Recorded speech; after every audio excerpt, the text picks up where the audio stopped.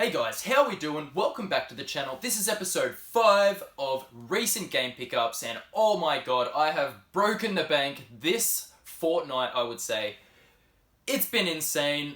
This is all about Xbox this episode, so if you like Xbox, make sure you hang around so I can show you guys all of the friggin' sick finds. We've got a bunch of games here, as you can see, and I'll show at the end of the video what's in this box.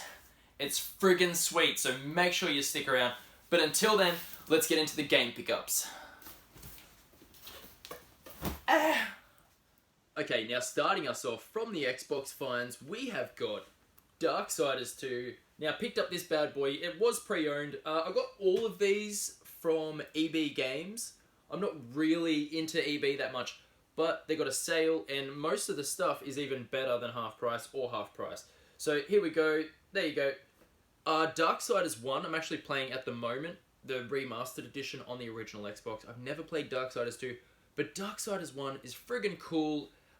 It reminds me a lot of kind of like God of War, the early God of War games, that action, just slash and beat 'em up. And it has kind of a little bit of puzzle solving elements reminiscent to Zelda a little bit. I don't want to say too much. But anyway, this is the second one. In the Darksiders games, you play as... Well, the story's set around the 4 horsemen of the apocalypse. The first one, you play as War. This one, you play as Death. The third one, you play as Fury. And the fourth one isn't out yet. So, this one will be sick to play once I beat the first one. I'm super keen to play through the whole trilogy. Alright, and this, I believe I got it for $25 sealed. Darksiders 3, so of course I'm going to grab that. While I'm there, just wanted to fill out all the Darksiders games, and we've got Darksiders Genesis. Now this is a spin-off game. It's kind of like Diablo. It's isometric, action, role-playing game. You can team up with a buddy in cooperative play. It looks really nice. I haven't played it. I did watch a couple of reviews. I'm just finishing Titan Quest now, so I'll be jumping into another isometric role-playing game very soon. And this is probably the one that it'll be, Darksiders Genesis. If you haven't heard it, I recommend checking it out. It's very cheap at the moment, so yeah, definitely a good deal. And we have got Deadfire, Pillars of Eternity 2 Deadfire, I should say. Now, the first Pillars of Eternity was a Kickstarter game, and it was funded successfully through Kickstarter, and I did pick it up around a year and a half ago. It's amazing. It's got a really good story. It's an isometric role-playing game.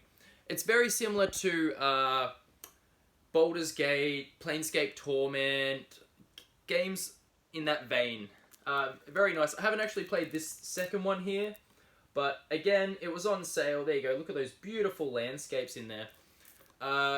Yeah, from the reviews that I've seen, this game looks incredible, and the first one is amazing. You're this soul bonding, you're a watcher, and you have the ability to like tap into people's souls and see all the lives that they've led, and it's very interesting. So I recommend checking out Pillars of Eternity 1 if you haven't heard of the series. It's incredible. Alright, now moving on to the next game. We have got Crossbane, a Warhammer game. I've never played any of these, but I did get a really good deal on this. I think it was in the 20s, 25 or something like that. So, it does look like another Diablo clone, but from what I've heard, it's done well. So, I will check it out, and hopefully it's decent, but I don't know right now, so let's see how it goes. I've got Far Cry New Dawn. Now, this is actually from Big W, as you can see. They put their shitty stickers over the top of everything there. But what interests me about this, I'm not really a big Far Cry fan. I mean, I've played a little bit here and there. 3 was okay. Didn't really get into 4. 5 I haven't played. But this one's really interesting because it's a spin-off of Far Cry 5. They actually use the same assets, the same map, things like that. But it's an apocalypse, and these two women here, they kind of like running the underworld and what's going on. And yeah, I haven't played it, but from the reviews I've seen, it looks really, really good. And I think it was only like $20, so absolute steal. Had to grab that. I recommend checking out Far Cry New Dawn if you haven't heard of it, or if you've just been playing Far Cry 5. So, had to get myself Minecraft. Now, there was a standard edition for like $29, and then I got this, I think it was like $40. I honestly don't recommend getting this version. It just comes with some crappy little coins that aren't worth crap. Like, just to me, it's not worth it. The main game has everything you'd want. It's really cool too. I've been playing Minecraft lately. They've actually added an update to the Nether. It's thick. It's really cool game now. Like, I just run through it. They've updated all the achievements. You can get 2,500 gamer score just from this now. So yeah, I'm gonna do a run through and see what all the new Nether stuff's about. Okay, and the next game we have here is The Walking Dead. This is the complete series. Little bit of a bummer. I obviously love Telltale games. Minecraft is my favorite. I just feel like it had the best story. This one, I'm only through the first chapter, so I can't really give my take on it. But from what I played, it's good. The story's good. It's a lot more slow paced than the other Telltale games. But the only thing that I don't like about it is the old when it was on the 360. Playing The Walking Dead, all of the chapters I think gave you around 600 gamer score, but now they've combined all of them and you only get half as much gamer score. But still, to have it in one complete package, that was really good. I got this one from eBay for $39 actually. So it's definitely worth looking around because EB had this at 80. Like, what a rip. That's not worth it. Okay, now moving on to the next game here, guys. We have got Citadel Forged with Fire. I got this because it was basically half price.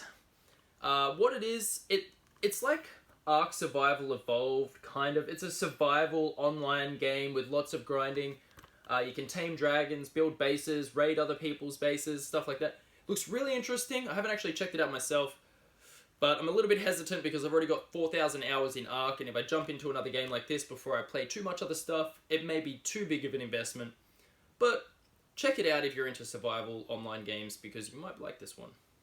Okay, now moving on to the next game here.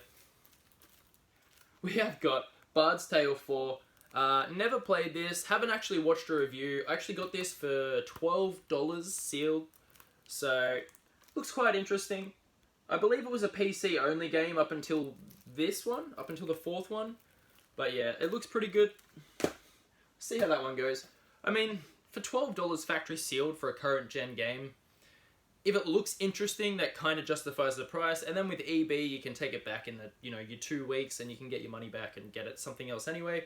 Alright, now moving on to the next game, we have got Baldur's Gate 1 and 2. Now, I've been playing a lot of this on the Switch. It's friggin' hard as hell.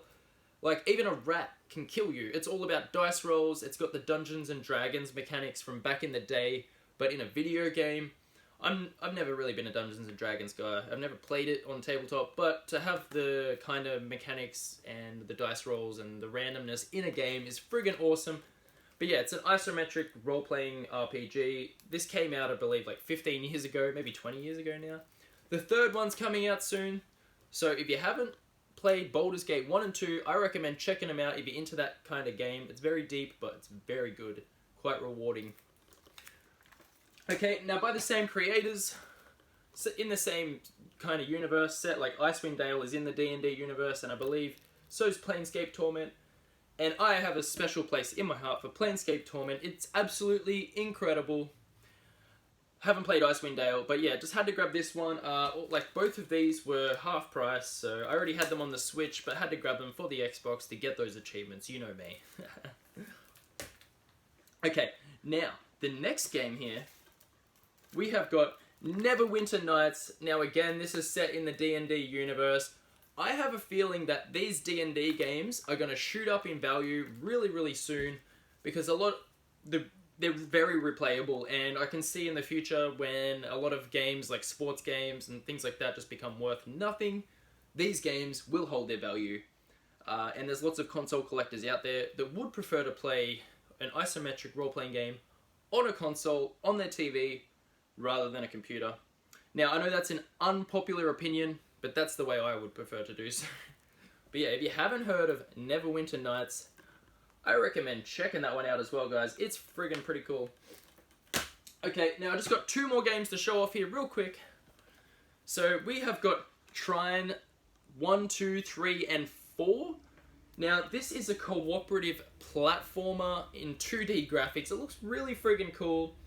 few puzzle solving elements in there. Now, I haven't actually played it myself. Checked out a review. I mean, as soon as I watched the review, I had to go buy the game. I saw it was on sale, so definitely worth it. Alright, now the last game, I would say my favourite game that I have picked up over the last fortnight, or 2 weeks, to you American people. And that would be, guys, and that is Indivisible. Now, this is an RPG action platformer, 2D art, animation, real-time battles. It's friggin' sick. It looks awesome. I've watched a couple reviews on it online. Definitely a hidden gem, I would say, for the Xbox One. If you haven't heard of it, check it out, because it's, I would say, it's PG. It's kind of a game for, like, most people can get into. Maybe not real little kids, but definitely a family hit. So check that one out, guys. But here is the moment that I have been waiting for the whole video to show you guys the fucking motherload. Here we go. Woo! Okay. Alright, here is the fucking thing I've been so excited to show you guys the whole time. Woo!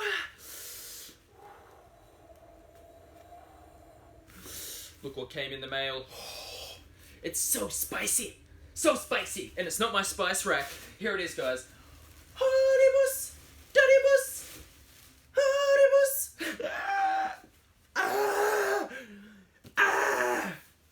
Look at this.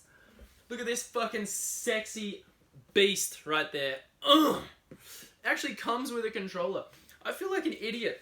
I just bought this Cyberpunk controller about 2 weeks ago. Look how happy I am.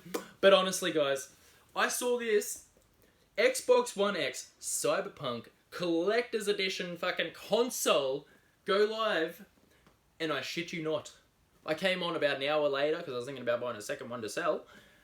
Gone. Gone skis. These sold out so quick that I never get to open it because I wanted to hold its value. But yeah. Oh, look at that. Oh, bro. I just want to go get my hair cut like that just so I fucking feel like a beast. But yeah. So there we go, guys. Got myself a collector's edition of Cyberpunk for the Xbox One. Hells yes. I don't actually have any collectors of Xboxes, so yes. My favorite game. I cannot wait. I'm just excited. So, but I hope you guys did like the episode, because I really enjoyed making it. And if you want to see more game pickups, smash that fucking like button, and I'll be back in about 2 weeks to show some more game pickups. But until then, take care of yourself, and I'll see you next time. Bye!